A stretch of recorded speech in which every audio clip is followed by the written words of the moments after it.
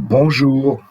Alors dans cette vidéo, deux applications dans le cadre du cours épisode 4, géométrie avec les nombres complexes. Dans le descriptif de la vidéo, vous trouverez un polycopie en format PDF ainsi qu'un lien vers mon blog où vous pouvez trouver divers documents de maths experte, maths spécialité de terminale.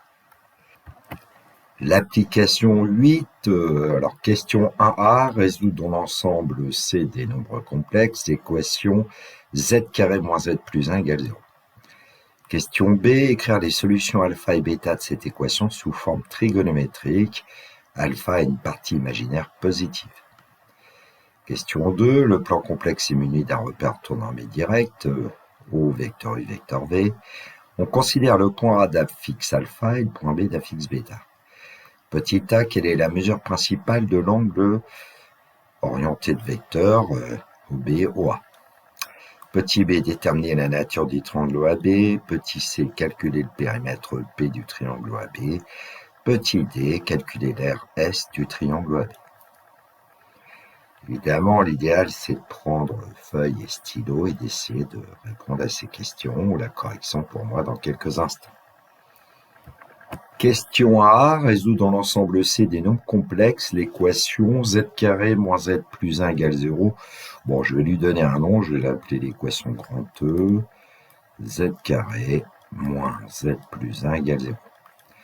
C'est une équation du second degré à coefficient réel.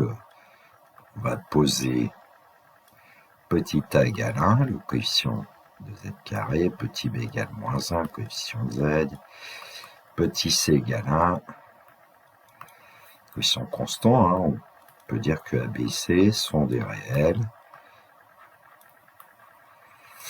évidemment, avec A différent de 0. Pour avoir une équation du second degré, le coefficient de z carré ne doit pas être nul.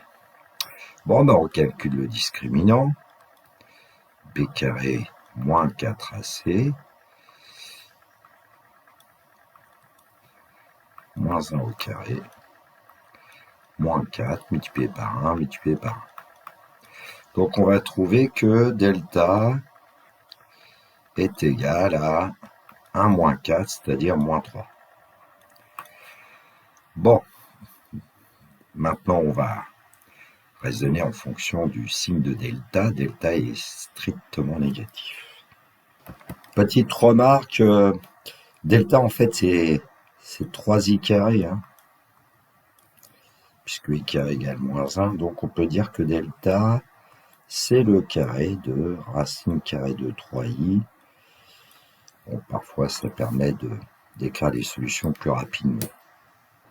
Delta est strictement négatif, donc l'équation donnée a deux racines distinctes qui sont des complexes conjugués. Alors, ce ne sont pas des réels. Hein. Z1 est égal à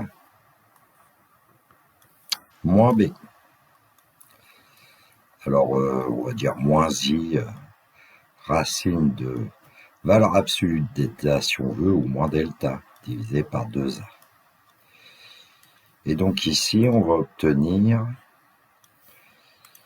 moins B, B valait moins 1, 1, moins I racine carrée de 3,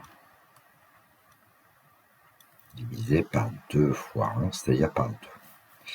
Bon, donc Z1, c'est 1 demi moins I racine carrée de 3 sur 2 sous forme algébrique.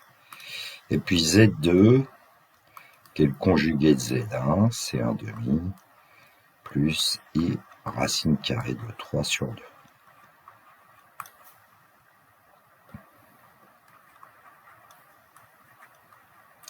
Alors Z2, c'est le conjugué de Z1. Alors j'aurais dû le dire que les solutions de l'équation, c'était Z1, Z2. Mon grand S égale. Alors 1 demi moins I racine carrée de 3 sur 2. 1 demi plus I racine carrée de 3 sur 2.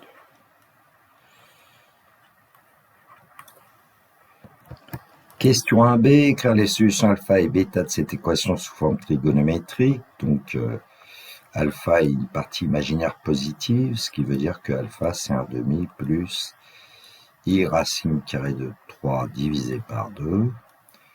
Et donc, sous forme trigonométrique, en fait, le module de alpha, on peut prouver assez facilement que c'est 1. Et donc, alpha, c'est cosinus pi sur 3 plus I sinus pi sur 3. Si on connaît bien ces angles remarquables et leur valeur de cosinus et sinus. Et donc, on a la forme trigonométrique. Je rappelle que avec une vieille notation, on notait alpha pour module 1 et pour argument pi sur 3, argument principal si on veut. Alors comme bêta c'est alpha bar, bêta, eh bien on va pouvoir dire que son module c'est aussi 1, puisque le module du conjugué de alpha c'est le module de alpha, donc je vais l'écrire avec la vieille notation, et puis l'angle associé c'est moins pi sur 3, un argument de bêta ça va être moins pi sur 3, puisque un point d'affixe alpha et un point d'affixe alpha bar sont symétriques par rapport à l'axe des abscisses. Donc on change l'angle en son opposé. Alors on pourrait le montrer autrement, je vais vous le faire autrement juste après. Donc comme bêta c'est le conjugué de alpha, on va pouvoir dire que bêta c'est cosinus pi sur 3 moins I sinus pi sur 3. Et donc bêta va être égal à, le cosinus de pi sur 3, le cosinus de moins pi sur 3, c'est le même. Il faut que je fasse apparaître un plus I, et moins sinus pi sur 3, c'est sinus moins pi sur 3. Et donc on a la forme algébrique de bêta. Bêta, c'est bien 1 moins pi sur 3. Alors qu'on avait alpha qui était le complexe de modula et d'argument, on peut dire principal, pi sur 3. Question 2, le plan complexe est muni d'un report orthonormé direct au vecteur U, vecteur V. On considère le point A d'affixe alpha et le point B d'affixe bêta. Alors je pourrais rajouter quand même les affixes des points sur la figure. A pour affixe alpha, B pour affixe bêta. Alors, quelle est la mesure principale de l'angle orienté de vecteur au B au A? Alors, on sait déjà, grâce à la forme trigonométrique de alpha, que l'angle entre le vecteur U et le vecteur OA, c'est pi sur 3. On peut peut-être le noter.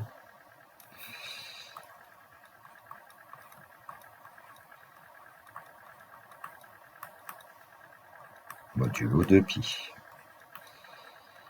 Et puis l'angle entre le vecteur U et le vecteur OB, c'est moins pi sur 3, modulo de pi.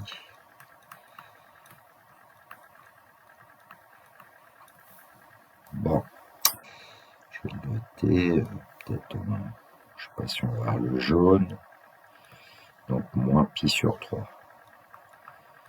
Bon, alors nous, on veut passer du vecteur OB au vecteur OA, donc on pourrait dire que c'est pi sur 3 plus pi sur 3, c'est 2 pi sur 3 par lecture graphique. Alors on va essayer de le faire d'une certaine façon. Allez, l'angle orienté des vecteurs OB et OA, on peut dire que c'est grâce à la relation de Chasles, on va l'admettre si vous ne l'avez pas vu, c'est vecteur OB vecteur U plus vecteur U vecteur OA modulo 2 pi.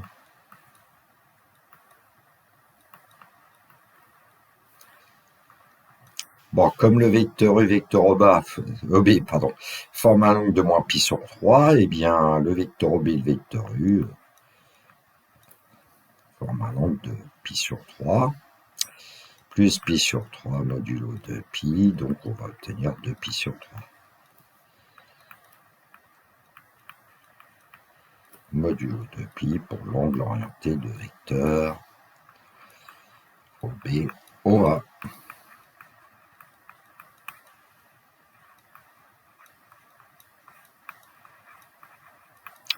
C'est-à-dire en degrés, 120 degrés. 2 fois 180 divisé par 3 donne 120. Alors, pour bien répondre à la question, il suffit d'écrire une phrase en français. La mesure principale de l'angle vecteur OB, vecteur A est 2π/3. Question 2b, déterminer la nature du triangle OAB. Alors, OA, on sait que c'est module de alpha, qui est égal à 1. Et puis OB, c'est le module de bêta, c'est-à-dire le module aussi de alpha bar. Enfin, en tout cas, c'est égal à 1 aussi. OA égale OB, donc le triangle OAB est isocèle en haut.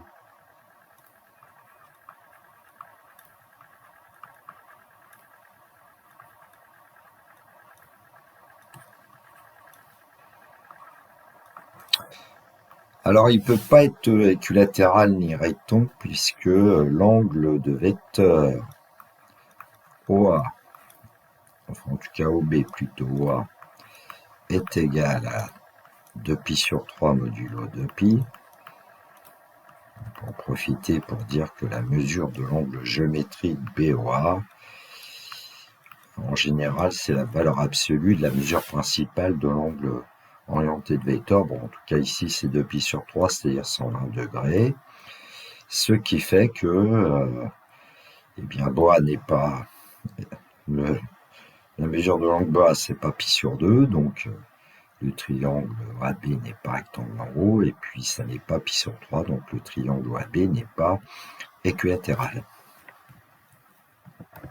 Donc c'est peut-être mieux quand c'est écrit, l'angle BOA a pour mesure 2π/3, BOA n'est pas égal à π/2, donc le triangle AB n'est pas rectangle, BOA n'est pas égal à π/3, donc le triangle AB n'est pas équilatéral.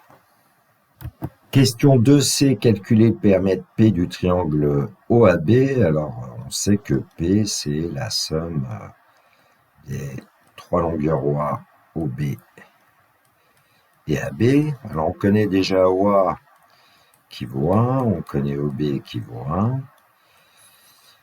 Donc, on aurait besoin de calculer AB.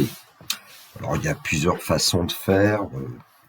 Vu que les triangles OAB est isocèle en haut, ça veut dire que le milieu, on peut travailler avec le milieu du segment AB, ce point-là que je vais appeler C, tiens. Et puis, on sait que le point C a pour affixe 1/2, et puis travailler avec le théorème de Pythagore dans le triangle OAC, par exemple. Bon, on peut aussi travailler avec les complexes. Alors, je vais le faire avec les complexes puisque on est dans ce domaine-là. Donc, la distance AB, on sait que c'est module de ZB moins ZA. Ou ZA moins ZB, peu importe. Et donc, la distance AB ici, c'est module de bêta moins alpha. Bon, alors, bêta moins alpha,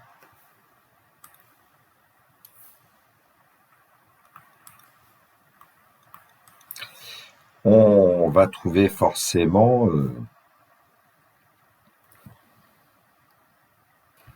un imaginaire pur.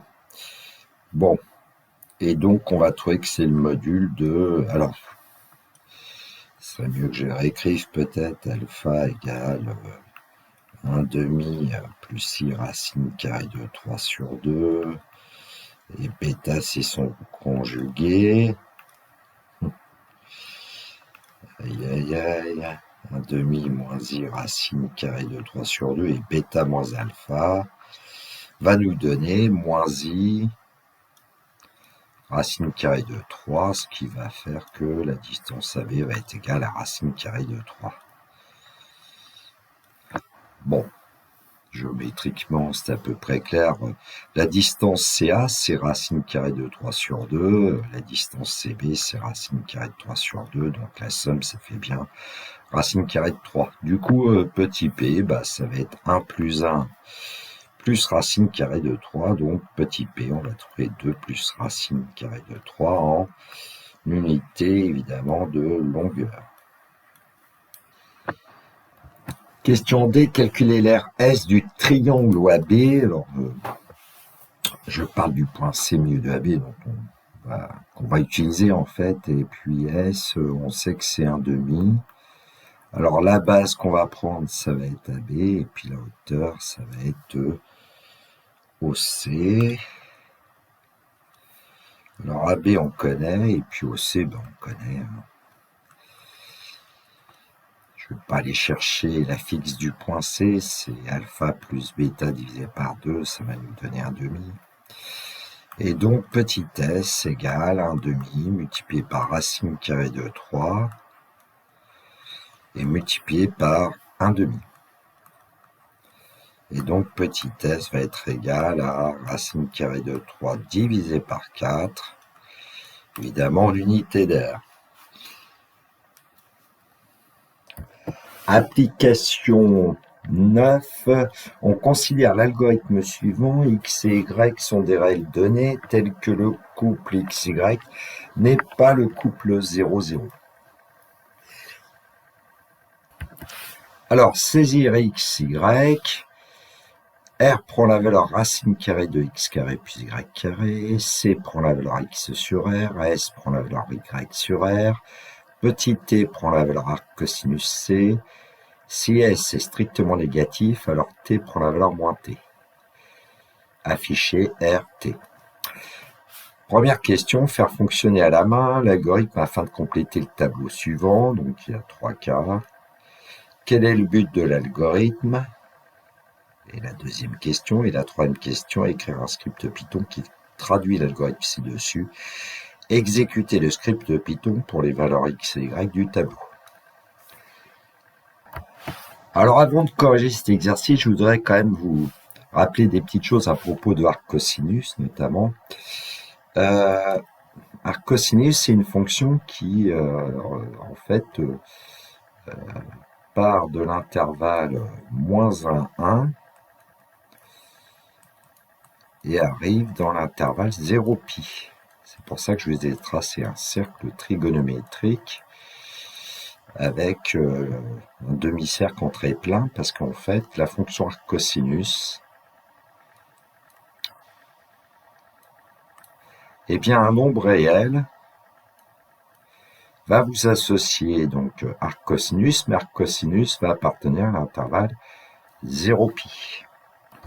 Donc, à un réel A de l'intervalle moins 1, on va obtenir arc cosinus A dans 0π.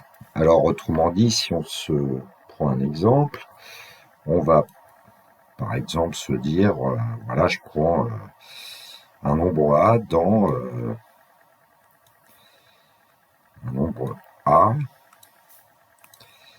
dans l'intervalle moins 1, 1.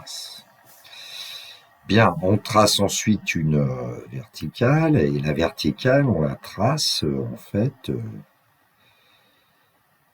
dans le demi-plan situé au-dessus de l'axe des abscisses. On obtient un point d'intersection avec le demi-cercle. Et puis, pour obtenir l'angle associé, on prend l'angle formé par les vecteurs OU et le vecteur, je vais l'appeler OA.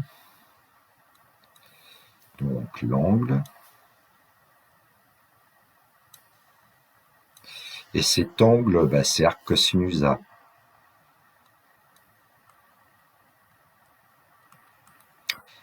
Alors, ce qui va poser problème, évidemment, c'est que, en général, on travaille avec un angle entre moins pi et plus pi, alors que là, on n'arrive que dans 0π. Et donc, il y a, a priori, un autre angle qui va nous donner la même valeur à l'arrivée, c'est-à-dire petit a.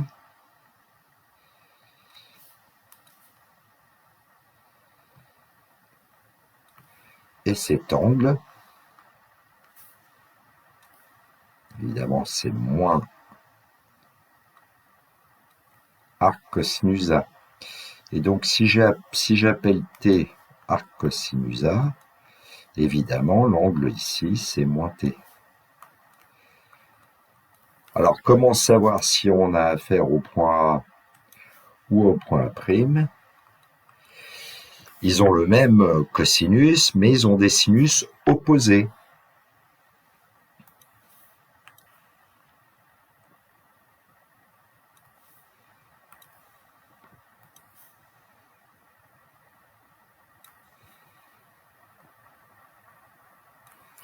Et comme ils ont des sinus opposés, et ben selon le signe du sinus, on saura si on a affaire à petit t ou à moins t.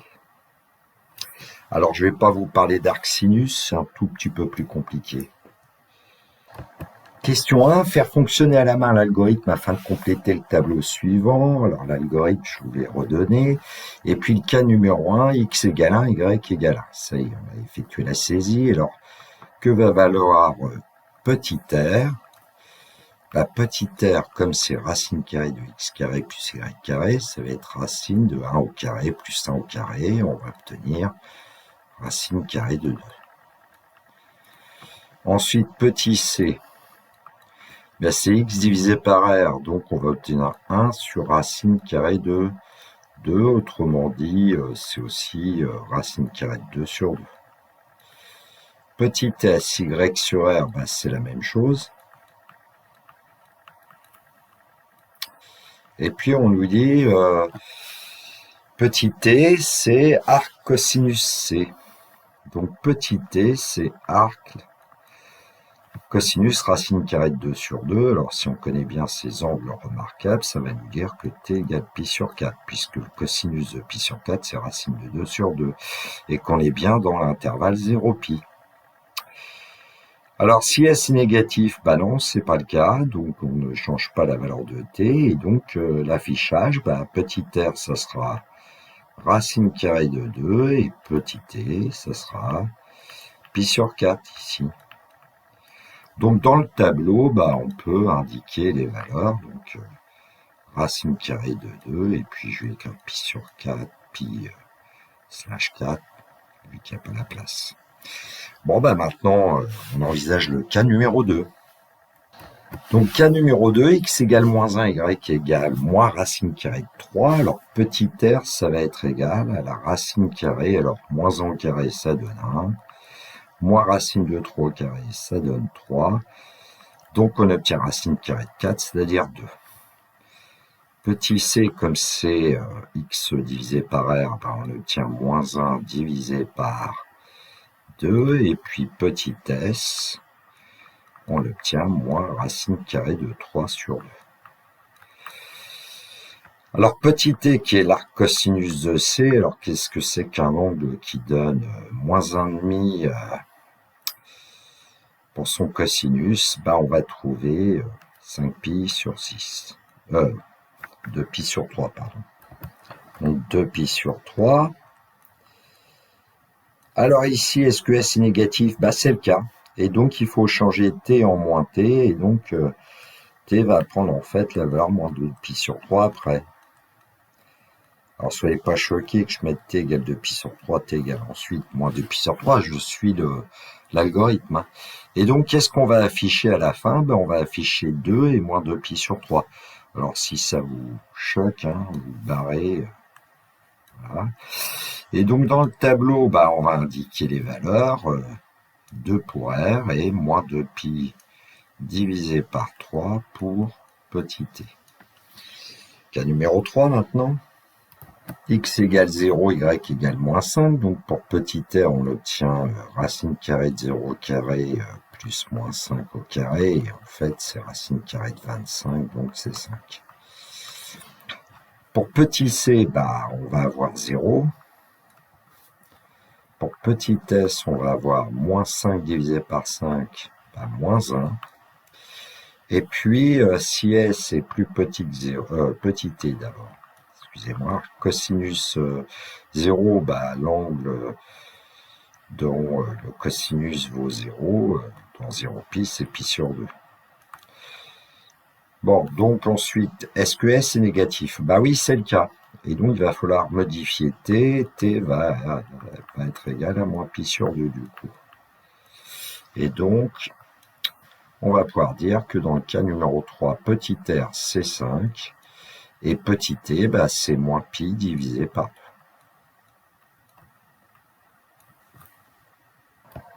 Quel est le but de l'algorithme? Alors, avec les K1, K2, K3, je vous ai écrit les nombres complexes associés. Z égale X plus Y, dans le K1, ça nous donne Z égale 1 plus I. Et puis, on nous renvoie racine carrée de 2 et pi sur 4 pour R et T. C'est la forme trigonométrique. Donc, on arrive à passer de la forme algébrique à la forme trigonométrique grâce à cet algorithme complexe. Donc, on va pouvoir dire que le but de l'algorithme, c'est d'afficher le module et un argument du complexe Z. En fait, c'est même l'argument principal. X et Y étant des réelles données telles que le couple X, Y, évidemment, est différent de 0, 0, puisque le complexe nul n'a pas d'argument. Il a un module qui est 0, mais il n'a pas d'argument. Question 3, écrire un script Python qui traduit l'algorithme ci-dessus, exécuter le script Python pour les valeurs X et Y du tableau. Bon, déjà le script, ça serait bien. On aura besoin de la bibliothèque math parce qu'on fait intervenir arccosinus, qui s'écrit ACOS en Python. Bon, alors on va définir une fonction. Il n'y a pas d'accent, évidemment. Définir.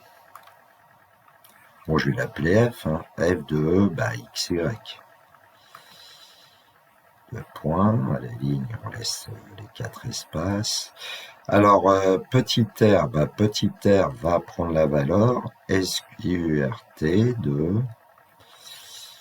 Alors, on peut écrire x étoile x ou x étoile 2 plus y étoile 2. D'ailleurs, on a besoin de la bibliothèque math aussi pour SQRT. Alors, petit c, c'est x divisé par r. Petit s, c'est y divisé par r. T, ça sera ACOS de petit c. Si S est strictement négatif, donc if S, on aurait pu mettre Y aussi, strictement négatif, eh bien T va prendre la valeur moins T, et puis afficher, c'est-à-dire return RT.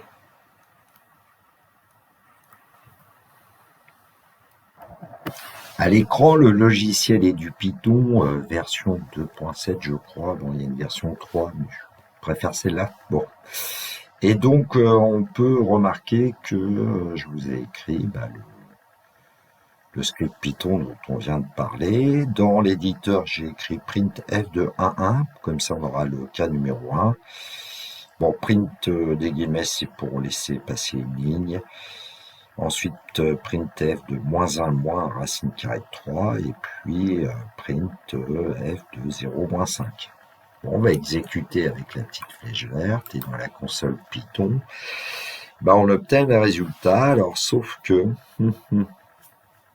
eh bien, on a des petites surprises, notamment ici, on devrait obtenir 2. Ensuite, bon, 1,414, ça doit être une valeur approchée de racine carrée de 2. Bon, 5 ici, ça se passe bien pour le module. Bon, en revanche, évidemment, quand on a un argument, c'est en radians. Donc, ce qu'on va faire, c'est qu'on va rajouter une ligne. Je vais calculer 180 fois t divisé par pi. Je vais l'appeler d, ça va être la mesure en degrés, et puis on va la renvoyer. Alors, on recommence.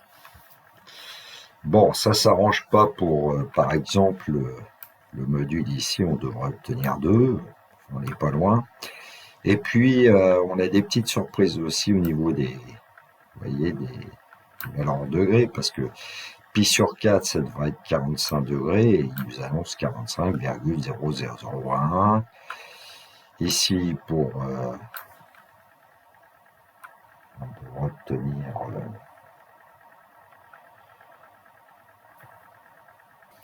on devrait obtenir -120 et on a ça. Alors en fait, il y avait une petite erreur juste au-dessus parce que j'avais mis t à la place de s dans l'instruction conditionnelle ici. Et puis ici, ça se passe plutôt bien puisque c'est mon 90 degrés. Bon, alors comment faire pour que ce soit un peu mieux peut-être? Parfois, ce qu'on fait, c'est qu'on demande des arrondis. Et donc, voilà, on peut le faire. Hein.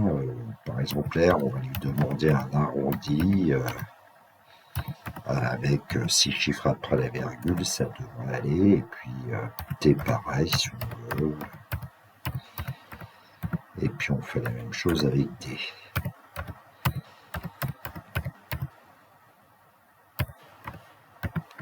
Relançons. Bon, là, ici, évidemment, ça se passe un peu mieux, notamment pour le deuxième cas. R vaut 2.0, moins 2, moins 120. Bon, évidemment, pour le premier cas, racine carrée de 2, il nous annonce que 1,41414. C'est déjà ça. Alors, il y a d'autres moyens d'obtenir la forme trigonométrique lorsqu'on connaît la forme algébrique, notamment en allant chercher une bibliothèque, qui est la bibliothèque où on travaille avec les fonctions de l'ensemble grand C des nombres complexes, donc on écrit from CMAT import étoile. Alors j'ai appelé ft la fonction forme trigonométrique par rapport à xy. Alors attention, comment on écrit un complexe z avec Python, x plus y, et le nombre i pour Python, il s'écrit 1j. Bon. Alors ensuite, le module de z, on l'appelle ABS, comme la valeur absolue, R. Et puis en fait, l'angle, il y a un angle T qui s'écrit face de z. Alors face, c'est en fait argument de z. Bon. Et puis j'ai quand même recalculé d égale t fois 180 fois divisé par pi pour avoir l'angle degré. Donc les exemples qu'on a vus tout à l'heure. On va exécuter, puis évidemment on va avoir le problème certainement de valeurs un peu parfois arrondies, comme ici, avec moins 120,00, etc. Bon. On a vu comment régler le problème. Un autre script Python qui permet aussi de passer de la forme algébrique à la forme trigonométrique. Alors j'ai appelé aussi ft2z. Alors, il y a une instruction qui s'appelle polar2z qui vous donne R et T en même temps. Bon, RT s'appelle aussi des coordonnées polaires, notamment d'un point, distance OM et puis angle U, vecteur OM pour T. Alors, on va le lancer et il nous donne les valeurs, j'ai envie de dire, habituelles de la console. Alors évidemment, petite remarque, le complexe 1 plus i, il faut l'écrire 1 plus 1j. Le complexe moins 1 moins racine carrée de 3i, on écrit moins 1 moins SQRT de 3 multiplié par j. Je préfère l'écrire comme ça à chaque fois. Et puis moins 5 i, je l'ai écrit moins 5 fois j. Il y a moyen parfois de l'écrire un petit peu autrement, un nombre complexe, mais bon. Je vous montre quand même, un nombre complexe peut s'écrire aussi, j'ai fait une bêtise, tiens, complexe, et puis on écrit la partie réelle et ensuite la partie imaginaire. Il va bien vous annoncer 1 plus 1j. Complexe avec moins 1, moins, alors je vais plutôt écrire moins 1, virgule, moins SQR3. Donc là, il va vous l'écrire, il y a une parenthèse en trop, certainement. Voilà, il va vous l'écrire moins 1, moins 1,732 environ, et puis J à la fin. Bon, mais on ne peut pas toujours écrire, par exemple, si je voulais écrire ici, afficher ft de moins 1 moins racine carrée de 3, et puis enlever Un J, vous voyez, il réagit mal, il veut pas. On peut le vérifier, il va vous dire syntaxe erreur aussi. Donc c'est pour ça que je mets toujours .j. Voilà. Petite cerise sur le gâteau, je viens d'effectuer cette construction avec le logiciel GeoGebra. Alors dans le graphique 2, vous voyez que j'ai indiqué une valeur de x, moins 1, y égale racine carrée de 3. Et puis petit r vaut 2 et petit t c'est en radian ici. Alors évidemment, c'est avec GeoGebra, ce qu'on peut faire, c'est travailler en degrés. Alors je pense que c'est dans les paramètres ici, voilà, et en travaillant en degrés, bon, c'est quand même un petit peu plus agréable. Bon, t égale 120 degrés, r égale 2. Alors avec les exemples qu'on avait dans notre exercice, on peut mettre le cas 3. Hein. Donc évidemment là, la figure, on voit pas le point M parce que il y a un problème de... Voilà, c'est au niveau de la fenêtre. On va rectifier ça tout de suite. Donc on va le voir. Ah, je me suis trompé de fenêtre sans doute.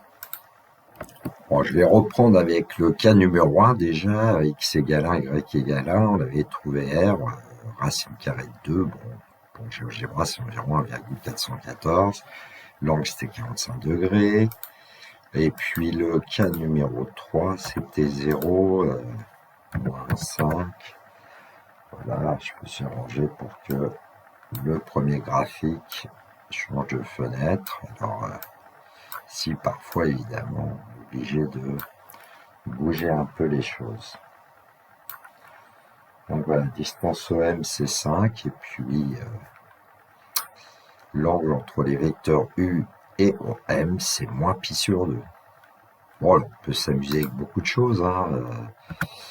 Je peux mettre 1 et puis racine carrée de 3 par exemple. Le module 2 et l'angle 60 degrés. En changeant en moins racine carrée de 3 y, voilà, module 2, argument moins pi sur 3 radians. Amusant. Voilà, cette vidéo est terminée pour moi. Il me reste à vous souhaiter une très belle journée. Surtout, prenez bien soin de vous. Que la force soit avec tous ceux qui étudient. Au revoir.